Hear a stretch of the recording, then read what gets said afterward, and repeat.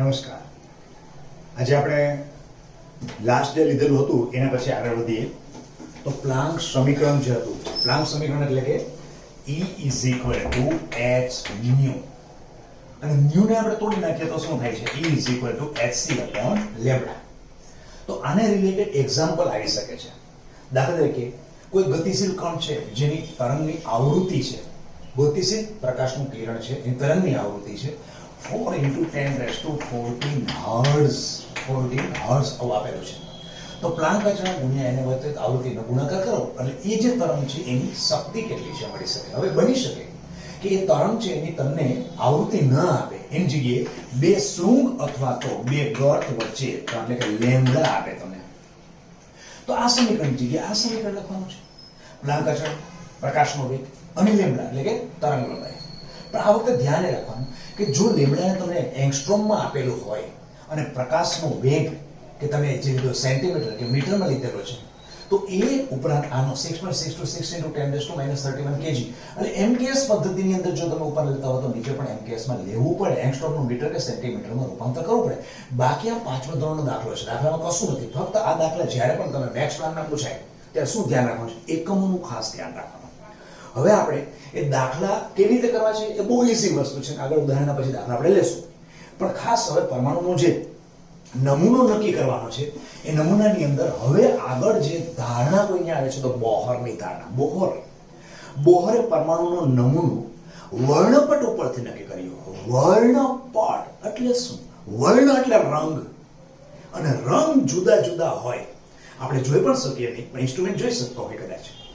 જુદા જુદા પટ્ટાઓ તમને અલગ અલગ રંગના જોવા મળતા હોય એ પ્રકારના પટને વર્ણપટ આપણી દેશી ભાષામાં કહી શકીએ. જરૂર નથી કે બોહરનો જે પટ દેખાય છે એ બધા રંગીન જ હોય. વર્ણપટનો મિનિંગ આવો કરી શકાય.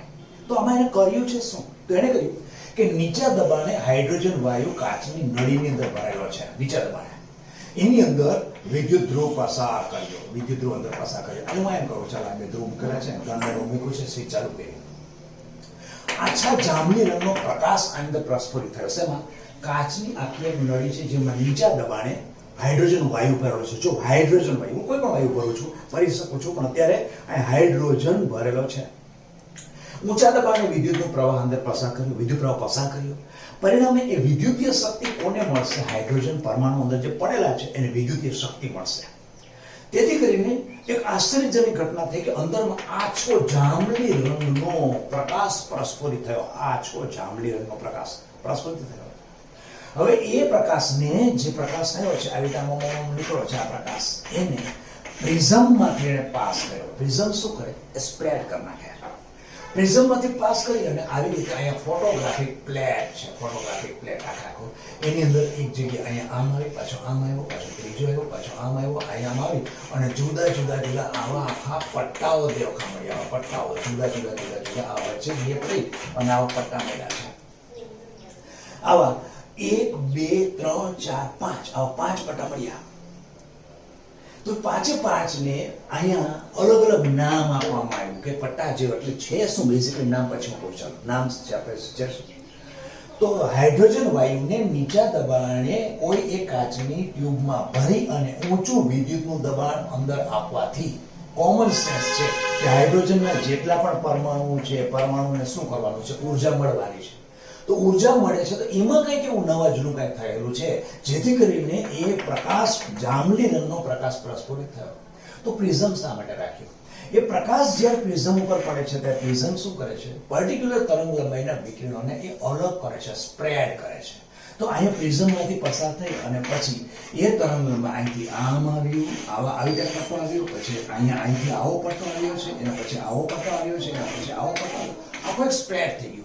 આખું ઇન્સ્ટ્રુમેન્ટ હોય છે સ્પેક્ટ્રોમીટર, કે જેની અંદર દરેક પટ્ટાઓ લગાવે. આ પટ્ટા કોના છે? આ પટ્ટા જે મળ્યા છે એ કોના છે? પ્રિઝમના છે? પ્રિઝમના નથી. એ પટ્ટા કોના છે? આ કાચની ટ્યુબના છે? કાચની ટ્યુબના નથી. એ પ્રિઝમ અંદર મળેલા પટ્ટા કોના છે? અંદર રહેલા હાઇડ્રોજન પરમાણુ છે એમાંથી કંઈક રંગ ઉત્પન્ન થયેલો છે. એ રંગ ઉત્પન્ન થયેલો હતો એ તમે આખો સેપરેટ કરી નાખ્યો, જેને કે વર્ણપટ. વર્ણ એટલે શું? કલર દેખાશે? જરૂર નથી. પણ ઇન્સ્ટ્રુમેન્ટ એને જોઈ શકે છે કે તરંગ લંબાઈની દ્રષ્ટિએ દરેક અલગ અલગ પટ્ટા હોય છે એટલે પર્ટિક્યુલર 4000 થી 8000 એંગસ્ટ્રોમ હોય, 2000 થી 4000 એંગસ્ટ્રોમ હોય છે, 1000 થી 2000 એંગસ્ટ્રોમ હોય છે, એટલે કે પર્ટિક્યુલર રેન્જના આખા પટ્ટા મળ્યા. હવે આ પટ્ટા જેને પૃથ્થકરણ કર્યું એ જુદા જુદા વૈજ્ઞાનિકો હતા. એમાંનો પહેલો જે વૈજ્ઞાનિક છે લાયમેન, પછી બીજો છે બામર, પછી છે પાસન, પછી બ્રેકેટ અને કુંગ. આ 5 1 2 3 4 અને 5 આવા પટ્ટા મળ્યા. ફરીથી પાછું કોના હોઈ શકે તો કે હાઇડ્રોજન પરમાણુમાં. અને આ જે વર્ણપટ મળ્યો છે એને કોનો વર્ણપટ કહેવાશે તો અંદર તમે જે વાયુ ભરેલ હતો એનો વર્ણપટ કહેવાશે. તો કોનો વાયુ ભરેલ હતો હાઇડ્રોજન. તેથી કરીને આ વર્ણપટ કોનું કહેવાય હાઇડ્રોજન વર્ણપટ. આ હાઇડ્રોજન વર્ણપટ તમે અહીં મેળવ્યું એની જગ્યાએ કદાચ અહીં સોડિયમ ભરું તો સોડિયમનો પણ પીળો રંગ નીકળે. પીળા રંગની બધી પ્રકાશના કિરણોને બધા આવી રીતે અલગ અલગ કરી શકાય. તો સોડિયમ વર્ણપટ કહેવાય. એટલે કે આ કાચની ટ્યુબની અંદર નીચા દબાણે કોઈ પણ વાયુને ભરી અને ઊંચું વિદ્યુતનું દબાણ આપી અને તમે રંગ જે મળે છે અલગ અલગ પ્રકારના કિરણો નીકળે છે, જુદા જુદા પ્રકારની તરંગલંબાઇ કિરણો છે, એને તમે સ્પ્રેડ કરી અને ફોટોગ્રાફિક પ્લેટ ઉપર આવી રીતે વર્ણને અલગ અલગ કરી શકો છો. વર્ણ એટલે રંગ જ નથી, હા, આવી તરંગલંબાઇની દ્રષ્ટિએ તમે અલગ અલગ પટ્ટા મેળવી શકો છો. જેને એ જે ભરેલો છે વાયુ ભરેલો છે એનો વર્ણપટ કહેવાય. ઓકે, આટલું થઈ ગયું. તો આપણે થયું કે આની અંદર પરમાણુ નમૂનો કેવી રીતે નક્કી કર્યો? બોહરે આ પ્રયોગ કર્યો છે. તો બોહરે એવું કહ્યું કે આમાં થાય છે કેમ? એટલા માટે થાય છે. જો હાઇડ્રોજન છે એને કીધું કે હાઇડ્રોજન માટે કહ્યું છે એના કેન્દ્રમાં પ્રોટોન છે, ન્યુટ્રોન નથી. પછી ફરતી બાજુ ઇલેક્ટ્રોન છે. હવે હું છે ને આને થોડું કાઢી નાખો, થોડું વધુ વ્યવસ્થિત સારી રીતે સમજાવી શકાય. હવે તમે સારી રીતે સમજી પણ શકશો આ શું છે. પેલું રહેવા દઉં છું. ચાલો, અહીંયા બીજો એક શક્તિ સ્તર, ત્રીજો શક્તિ સ્તર, ચોથો શક્તિ સ્તર, પાંચમો શક્તિ સ્તર છે. અહીંયા n બરાબર 1, n બરાબર 2, n બરાબર 3, n બરાબર 4, n બરાબર 5, n બરાબર 6 અને આવી રીતે ઇન્ફિનિટી હોય. હવે ઇલેક્ટ્રોન અહીંયા પહેલા શક્તિ સ્તરની અંદર ઇલેક્ટ્રોન છે. જ્યારે એને વિદ્યુત પ્રવાહ મળ્યો ત્યારે એ પોતાનો આ શક્તિ સ્તર છોડી અને અહીંયા પણ જઈ શકે છે. એ ત્યાં છોડીને અહીંયા પણ જઈ શકે. જેટલી શક્તિ વધારે મેળવશે, બહુ મેળવશે તો અહીંયા જઈ શકશે, એના કરતા ઓછી મેળવશે તો અહીંયા જઈ શકશે, એના કરતા ઓછી મેળવશે તો અહીંયા જઈ શકશે. હવે ત્યાં ગયો ત્યારે ઇલેક્ટ્રોન પહોંચ્યો ત્યારે એની પાસે ઉર્જા કેટલી હોય? ખૂબ જ વધારે હોય. હવે ત્યારે નીચે હતો ત્યારે શું હતી? ઉર્જા ઓછી હતી. અને ઓછી ઉર્જા ધરાવતા ઇલેક્ટ્રોનને ઉર્જા મળે તો જ એ ઉપર જાય. તો આ ઇલેક્ટ્રોનની પોતાની ભૂમિ અવસ્થા નથી, ઉત્તેજિત અવસ્થા છે. તો ત્યાં પહોંચ્યા પછી અહીંયા હોય, પછી અહીંયા હોય, અહીંયા હોય કે પછી અહીંયા કોઈ પણ અહીંયા હોય, કોઈ પણ જગ્યાએ ઇલેક્ટ્રોન હોય, આ ઇલેક્ટ્રોન હોય કોઈ પણ જગ્યાએ હોય, ત્યાં પોતે મેળવેલી જે ઉર્જા છે કઈ રીતે મેળવી હતી? વિદ્યુત ઉર્જા અંદર આપ્યું હતું ને. એટલે દરેક પરમાણુની અંદર ઇલેક્ટ્રોન છે એટલે બોહર કહે છે મે બી પોસિબિલિટી. અહીંયાથી ઇલેક્ટ્રોન હતો એ ત્યાં ગયા પછી ત્યાં પોતે મેળવેલી ઉર્જા ખૂબ જ હોવાથી ઉત્તેજિત અવસ્થા હોય. હવે એ ત્યાંથી મેળવેલી ઉર્જા વિકિરણ રૂપે મુક્ત કરી દે. હવે ખબર પડી પેલાની અંદર શા માટે વિકિરણ નીકળે છે, એટલે કે આછો જાંબલી રંગ કેમ દેખાય છે એ વિકિરણ એ નીકળ્યો છે. એટલે અહીંયાથી ઇલેક્ટ્રોન નીચે જાય ને એટલે અહીંથી શું છૂટું પડે? વિકિરણ છૂટું પડે. પાછો નીચે જાય ત્યારે શું છૂટું પડે? વિકિરણ છૂટું પડે. પાછો નીચે જાય શું? વિકિરણ છૂટું પડે. પાછો નીચે જાય શું કરે? વિકિરણ છૂટું પડે. પાછો નીચે શું કરે? વિકિરણ છૂટું પડે. આ આખા વિકિરણનું બંચ અહીંયા આવી ગયું, ઉપરના ભાગમાં આવી ગયું. ત્યારે n બરાબર ભૂમિગત અવસ્થા કેટલી હતી? ઇલેક્ટ્રોનની કેટલી હતી? 1 હતી. 1 માંથી ઇલેક્ટ્રોન ત્યાંથી પહોંચ્યો, ત્યાંથી 1 માંથી ક્યાં છે? 1 માંથી 7 પણ પડે. એટલે આના માટે લાયમેન માટે ભૂમિગત અવસ્થા એટલે મૂળભૂત અવસ્થા ઇલેક્ટ્રોનની ભૂમિ કઈ કહેવાય? n બરાબર 1. એના પછી બાકીની કોઈ હોઈ શકે, ઉત્તેજિત અવસ્થા કઈ હોઈ શકે? 2 પણ હોઈ શકે, 3 પણ હોઈ શકે, 4 પણ હોઈ શકે, 5 પણ હોઈ શકે. એટલા માટે આપણે કહી શકીએ કે ભૂમિગત અવસ્થા લાયમેન શરીરમાં ઇલેક્ટ્રોનની કોણ હશે? n બરાબર 1. અને અંતિમ અવસ્થા કોણ હશે? n બરાબર 2, 3, 4, 5 ઇન્ફિનિટી હોઈ શકે લાયમેન શરીર માટે. હવે જો કદાચ ઇલેક્ટ્રોન શક્તિ મેળવી અને અહીંયા જો હોય, કદાચ ઇલેક્ટ્રોન જો અહીં મેળવેલો હશે, પડેલો હશે અને ત્યાંથી પાછી જે નીચે આવે છે પહેલા ઉર્જા મળી ગઈ તો અહીંયાથી સીધો ઉપર જાય, પાછો અહીંયાથી પાછો અહીંયા જાય, અહીંયાથી પાછો અહીંયા જાય, અહીંયાથી પાછો અહીંયા જાય, અહીંયાથી પાછો અહીંયા જાય. ત્યાંથી વિકિરણ મુક્ત કરે, પાછો ભૂમિગત અવસ્થામાં પાછો આવી જાય. પરંતુ ઇલેક્ટ્રોન પહેલા ક્યાં હતો? ભૂમિગત અહીંયા હતો. હવે ઇલેક્ટ્રોન ક્યાં છે? અહીંયા છે. તો અહીંયાથી ત્યાં જવા માટેની જે ઉર્જા શોષી હશે એના કરતાં અહીંયાથી ત્યાં જવા માટે ઉર્જા જુદી શોષી હશે, અહીંથી ત્યાં જવા માટે વધારે શોષી પડી હશે, અહીં જવા માટે ઓછી શોષી પડી હશે. તો ભલે ઉપરથી નીચે આવે છે પેલી બાજુમાં, અહીંયા પણ ઉપરથી નીચે, ઉપરથી આવે છે પેલી નીચે, અહીંયા આ ઉપરથી નીચે આવે છે, પણ અહીંના જે વિકિરણ છે એની તરંગ લંબાઈ અને જે પેલા વિકિરણને દર્શાવેલા છે એની તરંગ લંબાઈ વચ્ચેમાં થોડો ડિફરન્સ હશે. કારણ કે આની ભૂમિગત અવસ્થા અહીંયાથી જે છે, અહીંથી ત્યાં જવા માટેની ઉર્જા વધારે શોષવી પડે છે, અહીંથી જતો હોય ત્યારે ઉર્જા ઓછી શોષવી પડે. તો સીધી વાત છે. ફરી પાછું ઉત્તેજિત અવસ્થામાંથી ભૂમિગત અવસ્થામાં આવે ત્યારે જે વિકિરણ મુક્ત કરે છે એ વિકિરણની તરંગ લંબાઈ જ્યારે ભૂમિગત અવસ્થા 1 હતી ત્યારે જે ઉપરથી નીચે આવે છે ત્યારે જે વિકિરણની તરંગ લંબાઈ છે એના કરતાં અહીંયા હું તે કરું છું 1 2 ને 3 3 ની અંદર ઇલેક્ટ્રોન જ્યારે હોય અને ત્યાંથી ઉપર ગયા પછી પાછો નીચે આવે ત્યારે જે ઉત્સર્જિત તરંગ લંબાઈ છે એ પહેલા કરતાં જુદી હોય અને એ આપણો નવો બંચ મળે છે, એ આપણને ત્રીજો બંચ મળે છે. એટલે આ ત્રીજી શ્રેણી મળી એનો કે n બરાબર કેટલી આવે 3. n બરાબર 3 આવે તો 3 થી પછી નીચે જઈ શકે, તો પછી ત્યાંથી 3 માંથી ક્યાં જાય 4 ઉપર જઈ શકે, 5 ઉપર જઈ શકે, 6 ઉપર જઈ શકે. તો એની પછી અંતિમ ઉત્તેજિત અવસ્થા કઈ હોઈ શકે? n બરાબર 4 5 6 અને પછી આગળ શીખે. એવી રીતે મેં બીજા નંબર ઉપર કર્યું હોય, પહેલા બીજા ઉપર કર્યું હોય તો n બરાબર 2, 2 થી આગળ જાય 6, 2 થી આગળ જાય 5, 2 થી આગળ જાય 4, 2 થી આગળ જાય 3, પછી 2 ને 2 માં ન લીધો તો સંક્રમણ જ ન થયું, ઉપરથી ઉપરથી નીચે ત્યાં પડેલો છે. તો આમ n બરાબર જ્યારે 2 હોય, ભૂમિગત અવસ્થા 2 હોય ત્યારે ઉત્તેજિત અવસ્થા કઈ હોય છે? n બરાબર 3 4 5 6 આવી રીતે હોય. તો આ બધા તમને પટ્ટાઓ મળે છે. આ બધી જેને જે વૈજ્ઞાનિકોએ શોધેલી છે એ જે શ્રેણી છે આને કહેવાય લાઇમેન શ્રેણી, બામર શ્રેણી, પાર્સન શ્રેણી, બ્રેકેટ શ્રેણી અને કોન શ્રેણી. વૈજ્ઞાનિકોએ શોધેલા છે એના ઉપરથી એના નામ આપવામાં આવેલા છે. તો લાઇમેન શ્રેણીમાં n બરાબર 1 હોય, પછી બામર શ્રેણીમાં n બરાબર ભૂમિગત અવસ્થાની વાત છે, n બરાબર 2 હોય, ત્યાંથી પછી 3 4 5, લાઇમેનની અંદર 2 3 4 5, બામરની અંદર 4 5 6. આમ તમને આવું એક્ઝામમાં પૂછી શકે કે નીચેનામાંથી કયું સંક્રમણ અવસ્થા, એટલે ઉપરથી જવું અને નીચે જવું એટલે ઉર્જાનું શોષણ કરવું, ઉર્જાને પાછું ઉત્સર્જિત કરવું, ઉર્જાનું શોષણ કરવું, ઉર્જાનું ઉત્સર્જિત કરવી, એને સંક્રમણ અવસ્થા ઉપરથી નીચે ઉપર નીચે જાય. તો બામર શ્રેણીમાં કઈ શક્ય નથી, એના બધા વિકલ્પ આપે n1 to n2, n2 થી n3, n3 થી n4, આવું તમે કહે તો બામર શ્રેણી એટલે કઈ આ હતી કે નહીં? તો તમારા ઉપરોક્ત એને બી હોય તો બંને શક્ય નથી. કેમ તો કે 1 માંથી 2 જાય તો શેમાં થાય? લાઇમેન થાય. 2 માંથી 3 માં જાય એ તો શેમાં થાય? અચ્છા, બામર એટલે આ કહ્યું છે, એનો એટલે આ એક જ જવાબ હશે. બામર શ્રેણીમાં કઈ શક્ય નથી? આ શક્ય નથી. 1 માંથી 2 નો છે, કારણ કે બામર શ્રેણીમાં ઇલેક્ટ્રોનની ભૂમિગત અવસ્થા કઈ ગણવામાં આવે છે? n બરાબર 2 ગણવામાં આવે છે. એટલે આવા પ્રશ્ન પૂછી શકે છે. તો આ એક આખો બોહરે હાઇડ્રોજન પરમાણુને કાચની નળીની અંદર નીચા દબાણે ભરી ઊંચું વિદ્યુતનું દબાણ આપવાથી આછા જાંબલીનો પ્રકાશ પ્રસ્ફુરિત થયો. પ્રસ્ફુરિત થયેલા એ પ્રકાશનું પૃથ્થકરણ કરી અને ફોટોગ્રાફિક પ્લેટ ઉપર આપણે વર્ણપટ આપ્યો, જુદા જુદા તરંગ લંબાઈ ધરાવતા પટ, રેન્જ વાળા. આની પર્ટિક્યુલર તરંગ લંબાઈ કાંઈક હશે, આની તરંગ લંબાઈ હશે, આની તરંગ લંબાઈ હશે. તો પછી આ રેન્જ મળે છે એ કયા રેન્જ? રેન્જ એટલે તો આપણે જોઈએ દૃશ્યમાન છે, પારરક્ત છે, પારજાંબલી. તો પહેલો જે મળે છે લાઇમેન છે એ કયા રેન્જની અંદર મળે છે? એ પારજાંબલીમાં મળે છે. એના પછી બીજો મળે કેમાં છે? દૃશ્યમાનમાં મળે છે. ત્રીજો, ચોથો અને પાંચમો. પહેલો શેમાં છે? પારજાંબલી. પછી દૃશ્યમાન એટલે આપણે જોઈ શકીએ. પછી પારરક્ત અને પારરક્ત. એટલે પારરક્તની તરંગ લંબાઈમાં પણ અહીંયા ડિફરન્સ હોય. અહીંયા પર્ટિક્યુલર રેન્જ છે, એના પછી રેન્જ આ છે, એના પછી રેન્જ આ છે. પારરક્તના 3 એટલે પાંચે 5 શ્રેણીઓ જે વૈજ્ઞાનિકો અલગ વૈજ્ઞાનિકોએ શોધેલી છે એ આપણને મળી ગઈ. અને આને કીધું તો આપણે હાઇડ્રોજન વર્ણપટ, બોહરના નમૂનાનો હાઇડ્રોજન વર્ણપટ. આના ઉપરથી બોહરે હવે શું દર્શાવ્યું? બોહરે પોતે જુદા જુદા મુદ્દા રૂપે આ પરમાણુનો નમૂનો રજૂ કરી અને કહ્યું કે હાઇડ્રોજનની અંદર આ પ્રકારની ઇલેક્ટ્રોનની પરમાણુના કેન્દ્રની આસપાસ ગોઠવણી હોય. એને કહ્યું કે પહેલા પરમાણુના કેન્દ્રની આસપાસ, પરમાણુનું કેન્દ્ર અહીંયા પ્રોટોન છે હાઇડ્રોજનમાં, પરમાણુના કેન્દ્રની આસપાસ ઇલેક્ટ્રોન અહીંથી આ ફિક્સ છે, ચોક્કસ અંતરે વર્તુળ માર્ગમાં અવિરત પ્રમાણે સ્થિર ઉર્જા સાથે ગતિ કરે છે.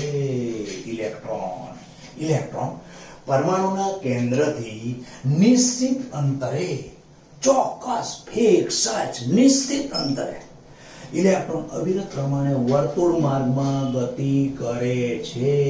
આ વખતે ઇલેક્ટ્રોન ઉર્જાનું શોષણ કે ઉત્સર્જન કશું જ કરતો નથી. કાંઈ પણ અહીંયા ઇલેક્ટ્રોન પોતા પાસે જે ઉર્જા છે કન્ટિન્યુ એ ઉર્જાને કારણે અવિરત પ્રમાણે ગતિ કર્યા રાખે છે. એ વખતે ઇલેક્ટ્રોન પોતાનું ઉર્જાનું શોષણ કે ઉત્સર્જન કરતો નથી. આ બેઝિકલી પહેલા વહેલું કહ્યું. આને એને નામ આપી દીધું સ્થિર કક્ષા. કેમ એને સ્થિર કક્ષા કીધું? એ સ્થિર અવસ્થામાં કન્ટિન્યુ આવી રીતે આમ ગોળમાં રાખે છે, કોઈ જાતની ઉર્જાનું શોષણ કે ઉત્સર્જન કરતો નથી અને ભૂમિગત અવસ્થામાં ઇલેક્ટ્રોન પડેલો છે. હવે તમે એને જેમ અહીંયા ઉર્જા વિદ્યુતીય ઉર્જા આપી હતી એની જગ્યાએ કોઈ પ્રકાશીય ઉર્જા આપો તો ઇલેક્ટ્રોનની આ જે આને કહેવાય કક્ષા, સ્થિર કક્ષા, આવી રીતે હવે જ્યારે એને ઉર્જા મળે ત્યારે આ વખતે એની ઉર્જા કેવી હતી? E1 હતી. સ્થિર ઉર્જા E1 હતી. સ્થિર કક્ષામાં ફરતો હતો. ત્યાંથી એને ઉર્જા જો મળી, અહીંથી એને ઉર્જા મળી તો ઉર્જા મળી એટલે જમ્પ મારીને આ જગ્યાએ જતો રહે. આ જગ્યાએ જઈ આ જેટલી ઉર્જા વધારે મળશે તો ઉપરમાં જશે, ઓછી ઉર્જા મળશે તો અહીંયા મળશે. પણ હવે એ ઇલેક્ટ્રોનની પાસે E1 હતી એના કરતા ઉર્જા વધી ગઈ છે તો એને શું કર્યું? કોઈ ઉર્જા મેળવી, દાખલા તરીકે H ઉર્જા મેળવી અને ઉપર ગયો તો E1 હતો. આ ક્યાં હતો? E1 હતો. એટલે આ ઉર્જા કેવી હતી? E1 હતી. અહીંયા આની ઇલેક્ટ્રોન પહોંચ્યો એટલે કેવી ઉર્જા થઈ ગઈ? E2. તો E1 માંથી ક્યાં ગયો? ઉર્જા મેળવીને E2 માં. તો શું કર્યું? એને ઉર્જાનું શોષણ કર્યું એટલે E2 માં ગયો. E2 એટલે પોતાની ઉત્તેજિત અવસ્થામાં ત્યાં પોતે લાંબો સમય સુધી ન રહેતા ઇલેક્ટ્રોન અહીંથી નીકળી જાય. ક્યારે? ત્યારે શોષેલી ઉર્જા કેવા સ્વરૂપમાં મુક્ત કરી દે? વિકિરણ તરીકે મુક્ત કરી દીધી. ઉર્જા પોતે નીકળી ગઈ પાછો ધૂમ કરતો નીચે. તો ત્યાંથી E2 માંથી પાછો ક્યાં આવે? નીચે આવે. ત્યારે શું કરે છે? તો કે ઉર્જાનું ઉત્સર્જન કરે છે. કયા સ્વરૂપે? વિકિરણ સ્વરૂપે. વિકિરણ સ્વરૂપે ઉર્જાનું શું કરે? ઉત્સર્જન. આમ આ ઇલેક્ટ્રોન અહીંયાથી ત્યાં ગયો, ઉર્જાનો જથ્થો ક્વોન્ટમ જથ્થો લઈ અને જથ્થો પાછો વિકિરણ રૂપે મુક્ત કરી અને પાછો આને કહેવાય ઇલેક્ટ્રોનના ક્વોન્ટમ કૂદકા. નીચેથી ઉપર ગયો, ઉપરથી પાછો નીચે આવી ગયો. ટૂંકમાં આ એનું પોતાનું ઘર છે, આ એના મામાનું ઘર છે. મામાની ઘરે લાંબો સમય સુધી ન રહીએ, ઉર્જા એને મુક્ત કરી પાછી પોતાની જગ્યાએ આવી ગયો. તો આવી રીતે ઇલેક્ટ્રોન બોહર એમ કહે છે કે હાઇડ્રોજન પરમાણુના કેન્દ્રની આસપાસ નિશ્ચિત અંતરે વર્તુળ માર્ગમાં ચોક્કસ ઉર્જા પોતા પાસે રહેલી છે. એ ઉર્જા લઈને પોતે ફર્યા રાખે છે. આ વખતે પોતે ઉર્જાનું શોષણ પણ કરતો નથી અને ઉત્સર્જન પણ કરતો નથી. તો એની પાસે ફરવા માટે ઉર્જા તો હોવી જોઈએ કે નહીં? તો ઉર્જા છે. અને પણ કેટલી છે? તો કે એ ઉર્જાનું મૂલ્ય બોહરે કર્યું છે. આ ઇલેક્ટ્રોનની ઉર્જાનું મૂલ્ય E એટલે કે ઇલેક્ટ્રોનની પોતાની ઉર્જા is equal to -2π² me4z² n²/h². ક્યારે? જ્યારે ઇલેક્ટ્રોન કન્ટિન્યુ રીતે ફરે છે ને એ વખતે પોતા પાસે ફરવા માટે ઉર્જા તો હોવી જોઈએ કે નહીં? તો આ ઉર્જાનું મૂલ્ય કેટલું છે? તો કે આટલું છે. તો કોઈ વાંધો નહીં. આની અંદર બધા પદો શું છે? તો કે અહીંયા m શું છે? ઇલેક્ટ્રોનનું દળ છે. Z શું છે? પરમાણુ ક્રમાંક છે. હાઇડ્રોજન હોય તો પરમાણુ ક્રમાંક કેટલો? 1. n એટલે કયા શક્તિ સ્તરની અંદર છે ઇલેક્ટ્રોન? અહીંયા છે, આપણે જોયું ને ઇલેક્ટ્રોન અહીંયા પણ કદાચ હોય તો ત્યાંથી પણ જશે. એના પછી h શું છે? પ્લાન્ક અચળાંક. બધું સાચું, પણ અહીંયા માઇનસ કેમ કહ્યું છે? માઇનસ એટલા માટે કે જ્યારે પરમાણુના કેન્દ્રથી ઇલેક્ટ્રોન અનંત અંતરે હોય, અનંત અંતરે પડેલો હોય ત્યારે એની ઉર્જા વિજ્ઞાનની અંદર 0 સ્વીકારેલી છે. અનંત અંતરે ઉર્જા 0 સ્વીકારાયેલી છે. તો અનંત અંતરથી જેમ નજીક આવે એમ એની ઉર્જામાં ઘટાડો થાય. દાખલા તરીકે તમે અત્યારે તમારા આ પેરેન્ટ્સ અહીંયા છે, કેન્દ્રમાં છે, અને તમે સ્કૂલે જાઓ છો. સ્કૂલેથી પાછા તમે ફરતી પાછા ફરતા જાય, પાછા ઘરે આવી જાઓ, પાછા સ્કૂલેથી આટલા ભાગની અંદર સ્કૂલનો અને તમારા ઘરના વિસ્તારમાં ફર્યા રાખો. હવે તમે 12th પાસ કર્યું અને તમે બેંગ્લોર ભણવા ગયા તો શું થયું? તમે અહીંયા સુધી ગયા તો તમારું કેન્દ્રથી અંતર વધ્યું. હવે તમારો મિત્ર આવે ચાલ પિક્ચર જોવા જવું છે, તમારી પર કંટ્રોલ નથી, પેરેન્ટ્સનો કંટ્રોલ હોવો જોઈએ નથી. તમે ઉર્જા તમારી ફ્રી થઈ ગયા, દૂર ગયા, ફ્રી થયા. હવે એ ઉર્જા તમારી કેવી હતી? 0 ગણવામાં આવે છે. ઇલેક્ટ્રોન કેન્દ્રથી દૂર હોય તો ઉર્જાને શું ગણવામાં આવે છે? અનંત અંતરે પડેલો હોય તો શું ગણવામાં આવે? 0 ગણવામાં આવે. હવે એની જગ્યાએ જો ઇલેક્ટ્રોન નથી આવે તો એટ્રેક્શન વધી જાય, કેન્દ્રનું એટ્રેક્શન વધી જાય એટલે હવે કૂદકા નહીં મારી શકે. તો એની ઉર્જા 0 કરતા પણ ઓછી થઈ ગઈ. હવે 0 કરતા ઓછું એટલે મેથેમેટિકલી શું થયું? માઇનસ. એટલા માટે અહીંયા આગળ માઇનસ કરવામાં આવે છે કે કેન્દ્રની આસપાસ ઇલેક્ટ્રોન જે પડેલો હોય એની ઉર્જા કેટલી ગણાશે? તો જે પણ ઉર્જા હશે પણ એની વેલ્યુ કેવી આવશે? એની એની ગણિત સમીકરણમાં શું આવશે? માઇનસ. માઇનસનો મિનિંગ ખબર પડી ગઈ, માઇનસ શા માટે કહેવામાં આવે છે? ફરીથી ઇલેક્ટ્રોન કેન્દ્રથી અનંત અંદર પડે તો ધમ પછાડો પડતો હોય, બહુ ઉર્જા હોય. હવે નજીક આવે રમાવા પાસે રમાવા પકડી લઈએ એટલે એનો ઉછાળા ઓછા થઈ જાય, એટલે ઉર્જામાં શું થયો? ઘટાડો થયો. હવે પેલે તમે 0 કહો છો તો 0 કરતા ઓછી તેનો મતલબ કે શું થયું? માઇનસ થયું. ઓકે, તો આમ બોહરનો ત્રીજો મુદ્દો થયો. ત્રીજો મુદ્દો એટલે એક તો પહેલો શું હતો? પરમાણુના કેન્દ્રની આસપાસ r અંતર, નિશ્ચિત અંતરે નિશ્ચિત ઉર્જા સાથે ઇલેક્ટ્રોન ઘૂમે છે ત્યારે ઉર્જાનું શોષણ કે ઉત્સર્જન કરતો નથી. પોતા પાસે જે રહેલી ઉર્જા છે એ ઉર્જાથી પોતે એકદમ ફર્યા રાખે છે. પછી તમે એને હરી કરો એટલે ઉર્જા આપો, હરી કરો એટલે ઉર્જા લઈને ઉપર જતો રહ્યા, એટલે થઈ જાય E1 હતી એની જગ્યાએ E2 થઈ જાય, ઉર્જા વધી જાય કે નહીં? તો ત્યારે લઈ જાવ એ પોતાની ઇલેક્ટ્રોનની એ અવસ્થા કઈ અવસ્થા કહેવાશે? ઉત્તેજિત અવસ્થા. ઉત્તેજિત અવસ્થામાં લાંબો સમય સુધી ન રહેતા શોષેલી ઉર્જા વિકિરણ રૂપે મુક્ત કરી પાછો ભૂમિગત અવસ્થામાં પાછો આવી જાય. અને ત્યારે એ વખતે ઉત્સર્જિત ઉર્જા ઉત્પન્ન કરે અને એ વિકિરણો આપણે અહીં માપી લીધા. પછી અહીંયા ફરે છે તો એની ઉર્જા કેટલી હશે? તો ઉર્જા એની આ છે. આ સમીકરણ બધા પદો સમજ્યા પછી એ સમજ્યું કે માઇનસ શું છે. તો માઇનસમાં ખબર પડી કે અનંત અંદર ઇલેક્ટ્રોન હોય તો એ આપણે 0 ની ઉર્જા ગણાય છે, પણ નજીક હોવાને કારણે અહીંયા માઇનસ થશે. અચ્છા, બીજું હવે જ્યારે એમ કહો છો કે અહીંયા ઉર્જાનું શોષણ કે ઉત્સર્જન કરતું નથી, તો પછી ઇલેક્ટ્રોન અહીંયા ન હોય? એને કીધું ન હોય. ઇલેક્ટ્રોન ક્યાં હશે? અહીંયા નહીં હોય તો સીધો અહીંયા જ મળશે. તો અહીંયા કેમ નહીં? એક પ્રશ્ન થાય. તો બોહર અહીંયા સમજાવે છે આપણને કે ઇલેક્ટ્રોન એવી જ કક્ષામાં ઘૂમશે કે જ્યાં તેનું કોણીય વેગમાન, ઇલેક્ટ્રોનની ગતિ કેવી હોય છે? કોણીય હોય. એનું કોણીય વેગમાન h/2π, કોણીય વેગમાન h/2π, એનું મૂલ્ય n ના પૂર્ણાંક ગુણકમાં હોય, એટલે nh/2π થાય.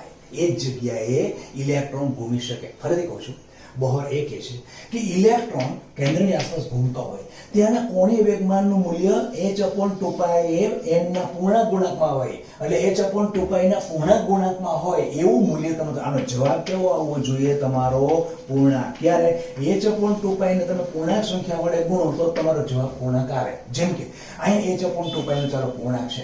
હવે હું અહીંયા 0.1 વડે ગુણું એટલે સીધો અપૂર્ણાંક થઈ જાય. એના પછી 0.8 વડે ગુણું તો અપૂર્ણાંક થાય. પછી હું 2 વડે ગુણું તો સીધો કેવો જવાબ આવે? પૂર્ણાંક આવે કે નહીં? તેથી ઇલેક્ટ્રોન એમ કહે છે કે અહીંયા h/2π નું કોઈ પણ મૂલ્ય n વડે ગુણશો તો n તમારી સંખ્યા કેવી હોવી જોઈએ? પૂર્ણાંક હોવી જોઈએ. તો જ h/2π નું ટોટલ મૂલ્ય છે તમારું પૂર્ણાંક આવે. એટલે એને ટૂંકી ભાષામાં, વિજ્ઞાનની ભાષામાં શું કહી દીધું? ઇલેક્ટ્રોનનું કોણીય વેગમાન h/2π ના પૂર્ણાંક ગુણકમાં, h/2π ના કોઈ કયું મૂલ્ય? ઇલેક્ટ્રોનના કોણીય વેગમાનનું મૂલ્ય. ઇલેક્ટ્રોનનું કોણીય વેગમાન mvr એનું કોણીય વેગમાન છે, ખબર છે? mvr એનું કોણીય વેગમાન h/2π કહો. આનું મૂલ્ય h/2π ના પૂર્ણાંક ગુણકમાં. પૂર્ણાંક ક્યારે થાય? આના મૂલ્યને તમારે પૂર્ણાંક લેવો હોય તો કાં તો 1 વડે ગુણવા પડે, કાં તો 2 વડે ગુણવા પડે, કાં તો 3 વડે ગુણવા પડે, કાં તો 4 વડે ગુણવા પડે. બાકીને તે પૂર્ણાંક ના આવે. એટલા માટે આ જગ્યા ના આવે. પાછો અહીં 2 આવી, પાછો અહીં ના આવે, પાછું 3 ગુણતો આવે, પાછું ના આવે, પાછું 4 વડે ગુણતો આવે, પાછું ના આવે, 5 વડે ગુણતો આવે. એટલે કે છે કે ઇલેક્ટ્રોન હંમેશા એ જ જગ્યાએ ઘૂમી શકે કેન્દ્રની આસપાસ કે જે જગ્યાએ એના કોણીય વેગમાન mvr નું મૂલ્ય h/2π ના પૂર્ણાંક ગુણકમાં હોય. h/2π ને એવો ગુણાંક કરો કે જે પૂર્ણાંક હોય. તો પૂર્ણાંક કોણ? તો કે આ પૂર્ણાંક હોઈ શકે, આ પૂર્ણાંક હોઈ શકે, આ પૂર્ણાંક હોઈ શકે. તે જ જગ્યાએ ઇલેક્ટ્રોન ઘૂમે અને એ જ ઇલેક્ટ્રોનને પોતાની કક્ષા માન્ય છે. એટલા માટે બોહરે એને સ્થિર કક્ષા અથવા માન્ય કક્ષા, સ્થિર કક્ષા તો કહી દીધી હતી. આ જગ્યાને કહું છું બીજી શબ્દ શું આપ્યો છે ને? માન્ય કક્ષા. એ જ ઇલેક્ટ્રોનને માન્ય છે. ઘૂમવા માટે એ જ માન્ય છે. એટલે એને બીજી કક્ષા શું આપ્યો છે? માન્ય કક્ષા. તો ઇલેક્ટ્રોન કેવા પ્રકારની માન્ય કક્ષા બોહરના મત અનુસાર ઘૂમી શકે? જે જગ્યાએ ઇલેક્ટ્રોનનું કોણીય વેગમાનનું મૂલ્ય h/2π ના પૂર્ણાંક ગુણકમાં હોય એ જ કક્ષા ઇલેક્ટ્રોનને ઘૂમવા માટે માન્ય છે. એટલા માટે બોહરે આને કહી દીધું માન્ય કક્ષા. ઇલેક્ટ્રોનની માન્ય કક્ષા. Okay, clear? આટલું વસ્તુ ક્લિયર થઈ? ઓકે, હવે એના પછી હવે આ ઇલેક્ટ્રોનની જે ઉર્જા છે એને, ઇલેક્ટ્રોનની ઉર્જાનું આ જે સમીકરણ છે એ સમીકરણને રીડબર્ગ નામનો વૈજ્ઞાનિક છે, રીડબર્ગ, એને સાદુરૂપ આપ્યું. અને નવું સમીકરણ આપ્યું. એટલે નવું સમીકરણ ઇલેક્ટ્રોન શક્તિનું સમીકરણ છે En. હવે En એને શાના માટે આપ્યું છે એ સમીકરણ? એને એમ કહ્યું કે આ પરમાણુનું કેન્દ્ર છે, આ શક્તિ સ્તર છે. અહીંયા n = 1, n = 2, n = 3, n = 4. Electron અહીંયા n બરાબર 1 માં હોય ત્યારે શક્તિ એની ઓછી હશે, n બરાબર 4 માં હોય ત્યારે શક્તિ વધારે હશે. તો રીડબર્ગે શું કર્યું? ઇલેક્ટ્રોન તમારે ચોથા શક્તિ સ્તરમાં છે ત્યારે જોવું છે કે કેટલી અંદર ઉર્જા એની છે, બીજા શક્તિ સ્તરમાં છે ત્યારે જોવું છે કે કેટલી એની ઉર્જા છે. એ દરેક શક્તિ સ્તરની અંદર ઇલેક્ટ્રોન જ્યારે પડેલો હોય ત્યારે પોતાની ઉર્જા કેટલી હશે એ નક્કી કરવા માટે રીડબર્ગ નામના વૈજ્ઞાનિકે જે સમીકરણ આપ્યું છે એની અંદર એને એવું કહ્યું En is equal to minus RH. આ RH છે એ રીડબર્ગ અચળાંક છે જેનું મૂલ્ય છે 2.18 into 10 raised to minus 18. આ RH is equal to 2.18 into 10 raised to minus 18 joule. આ એનો એ છે રીડબર્ગ અચળાંક. એટલે એને કહ્યું En is equal to minus RH 1 upon n square. n કોઈ પણ લઈ શકો છો, n1 પણ લઈ શકો, n2 પણ લઈ શકો, n3 પણ લઈ શકો. જે જગ્યાએ ઇલેક્ટ્રોન તમારો અહીંયા પડેલો છે તો અહીંયા n બરાબર કેટલા મૂકશો? અહીંયા પડેલો તો 1, અહીંયા પડેલો હશે તો એને બરાબર શું મૂકશો? 2 મૂકશો. એટલે આને સમીકરણ શું આપ્યું છે કે En is equal to minus RH. કારણ કે માઇનસ તો એના આગળ સમીકરણનું હતું જ, એને ખાલી ફક્ત સાદુરૂપ જ આપેલું છે. ઓકે, તો આ થઈ ગયું રીડબર્ગે. ફરીથી પાછું રીડબર્ગનું અહીંયા રોલ શું છે? રીડબર્ગે જે સમીકરણ ઇલેક્ટ્રોનનું શક્તિનું સમીકરણ હતું એ સમીકરણનું સાદુરૂપ આપી અને આપણને સમજાવ્યું કે પર્ટિક્યુલર પહેલા શક્તિ સ્તરમાં ઇલેક્ટ્રોન હશે તો ત્યાં એની કેટલી ઉર્જા હશે, ચોથા કે પાંચમા કે નવમા શક્તિ સ્તરમાં હશે ત્યાં એની ઇલેક્ટ્રોનની ઉર્જા કેટલી. પર્ટિક્યુલર શક્તિ સ્તરમાં ઇલેક્ટ્રોનની ઉર્જા શોધવા માટે આપણને રીડબર્ગે સમીકરણ આનું સાદુરૂપ આપીને પર્ટિક્યુલર અચળાંક બનાવી દીધો. એક મેથેમેટિકલ સ્ટેપથી આંકડાકીય માહિતી ભેગી કરીને પોતાનો અચળાંક બનાવી દીધો. એ પોતાની માહિતી ભેગી કરીને અચળાંક કેટલો હતો તો કે 2.18 into 10 raised to minus 18 છે જૂલ. એ પોતે આનું સાદુરૂપ આપી અને પછી આમાં આવે ને પાઈ આવે, પછી h આવે, આ બધું આવતું હોય છે ને, એ બધું ભેગું કરી અને પોતે આખો અચળાંક બનાવી દીધો જેનું મૂલ્ય 2.18 into 10 raised to minus 18 joule છે. ઓકે, ક્લિયર થઈ? ઓકે, હવે તો કહીએ ધારો કે ઇલેક્ટ્રોન અહીંયા છે, અહીંયા છે, તો આ વખતે એની ઉર્જા કઈ છે? n કીધું છે, E1 થાય, E1 થાય. તો આ સમીકરણ અમારે શું લખાય? E1 is equal to minus RH n 1 upon n1 અને n1 પણ આનો શું થશે? સ્ક્વેર. n1 નો નીચેનો સ્ક્વેર છે ને, n1 નીચે આપણો સ્ક્વેર છે. ઓકે, આને આખા કાઢી નાખો. ચાલો, હવે ત્યાંથી અહીંથી ઇલેક્ટ્રોન ધારો કે અહીંયા આવ્યો, અહીંથી જમ્પ મારે આવ્યો, ઇલેક્ટ્રોન અહીંયા આવ્યો, તો ઇલેક્ટ્રોન કેટલા શક્તિ સ્તરમાં? 4 આવ્યો. અને અહીંયા એની ઉર્જા આપણે E1 કહેતા હતા, તો અહીંયા શું થાય? E2 થઈ. અને E1 કહો તો અહીંયા કહેતો ચોથા ઉપર છે E4 કહીએ. ચાલો, તો અહીંયા હવે કરીએ તો અહીંયા ઉર્જા કરીએ તો E4 કરું છું is equal to minus RH જે છે 1 upon n4 સ્ક્વેર. આવું થઈ ગયું. ક્લિયર? તો આ બે વચ્ચે કંઈક ડેલ્ટા E મળે કે નહીં? ઉર્જા તફાવત કરશે કે નહીં? તો delta E is equal to શું? Delta E is equal to આની ઉર્જા વધારશે E4 minus E1. તો E4 શું છે? તો minus RH 1 upon n1 નો સ્ક્વેર. આ આખું થયું. ઓળ કાઢી નાખો થોડું એટલે તમને સારું એ સમજવામાં. અહીંયા આમ કરો. ચાલો, સારું પાપા માટે માઇનસ E1 શું છે? હા, E4 કરી દે એટલે એ અહીંયા E4 માઇનસ E1 શું છે? માઇનસ RH 1 upon n1 નો સ્ક્વેર. જુઓ, હવે આ માઇનસ માઇનસ પ્લસ થઈ જાય એટલે RH કોમન નીકળ્યો is equal to RH common નીકળ્યો 1 upon n1 નો સ્ક્વેર માઇનસ 1 upon n4 નો સ્ક્વેર. આ આપણું આવી ગયું ડેલ્ટા E. તો આ n1 અને n4 છે એની જગ્યાએ હું હવે આ પહેલો હતો સ્તર અને આ કેટલો હતો? ચોથો. એટલે આને હું ni કહું, ઇનિશિયલ, અને ચોથો એટલે ફાઇનલ. ચોથું એવું જરૂર નથી ને, ચોથું એની જગ્યાએ પાંચમું પણ હોય છે, તો હોઈ શકે. હવે RH delta E is equal to શું? Delta E is equal to h mu. ખબર છે? Delta E is equal to E એટલે del E is equal to h mu. Delta E is equal to પણ h mu. કારણ કે આમાં તો h નો કોઈ તફાવત હોતો નથી, આવૃત્તિ કોઈ તફાવત નહીં. એટલે L is equal to h mu is equal to RH 1 upon n I નો સ્ક્વેર minus 1 upon nf નો સ્ક્વેર.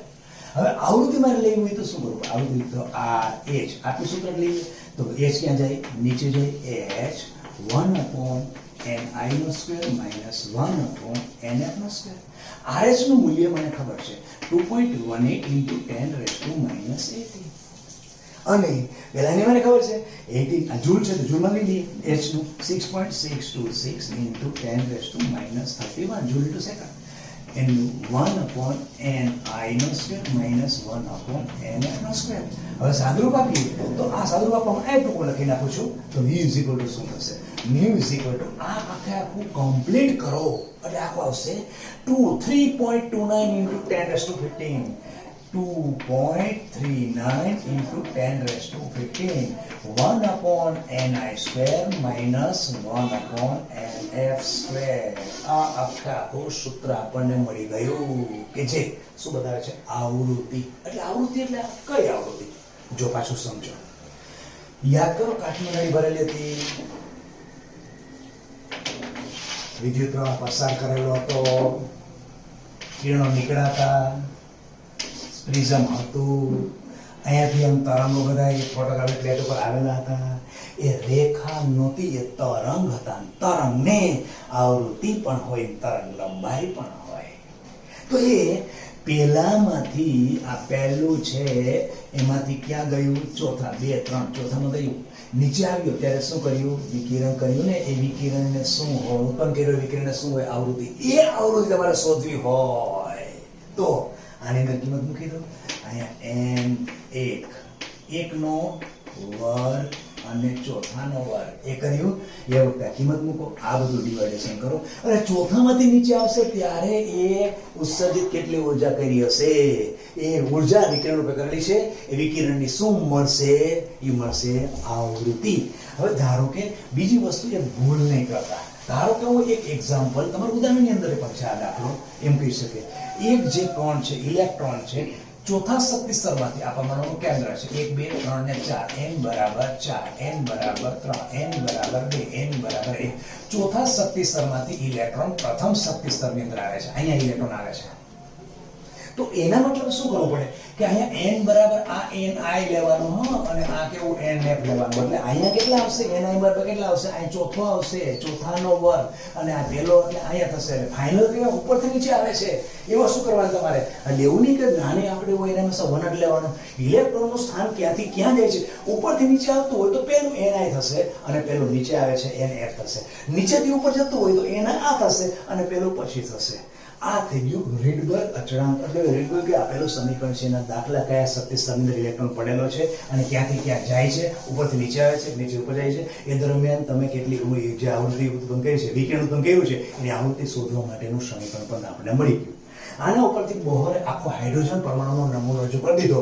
એને કીધું પરમાણુના કેન્દ્રની આસપાસ નિશ્ચિત અંતરે વર્તુળ માર્ગમાં ઇલેક્ટ્રોન અવિરત પ્રમાણે સ્થિર ઉર્જા સાથે ગતિ કરે છે. એ વખતે ઇલેક્ટ્રોન ઉર્જાનું શોષણ કે ઉત્સર્જન કરતો નથી. આમ ઇલેક્ટ્રોનને કેન્દ્રની આસપાસ નિશ્ચિત અંતર રજૂ કર્યો. કોનો નમૂનો રજૂ કર્યો? જેનું વર્ણપટ હતું. કોનો વર્ણપટ હતો? હાઇડ્રોજનનો. એટલે હાઇડ્રોજનનો પરમાણુ નમૂનો નક્કી થઈ ગયો. ઓકે, તો પછી બીજા પરમાણુ માટે હવે જો અહીંયા હું સોડિયમ કે હિલિયમ કે નિયમ કે કોઈ પણ વસ્તુ લિથિયમ કે કોઈ પણ ભરું છું તો આનો પણ વર્ણપટ મળે છે.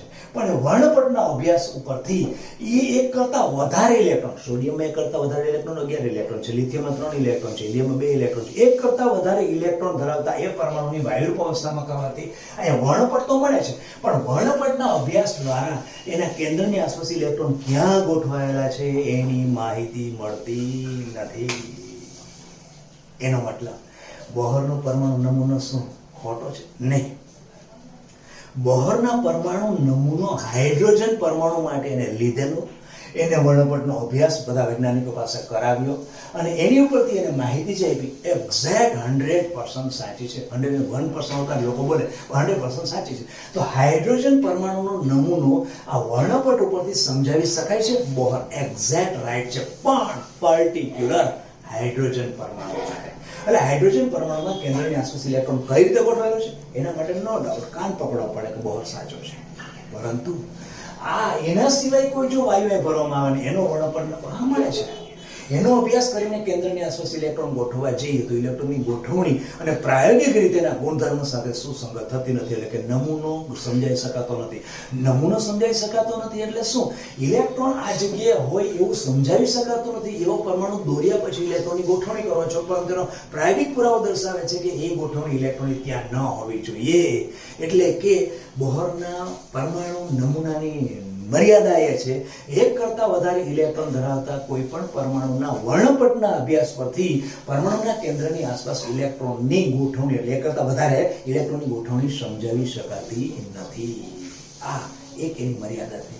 બીજું, વર્ણપટની બે અત્યંત નજીક જે ડબલેટ હોય એટલે નજીક એટલે આવી રીતે આમ તમે કરેલા છે ને એકદમ નજીક આવી રીતે આમ પણ એકદમ નજીક આ ડબલેટ ને ટ્રિપલેટ કેમ મળે છે એના વિશે પણ વર્ણપટની અંદર બહુ સમજાવી શક્યો નથી. અને એ ઉપરાંત આ બધી નજીક રેખાઓ હોય ને તેને ઝીમેન અસર દ્વારા ચુંબકીય ક્ષેત્ર લગાવીને અલગ કરી શકાય છે. પરંતુ ઝીમેન અસરથી પણ આ બધી અલગ કેવી રીતે કરી શકાય એ સમજાવી શકાતું નથી.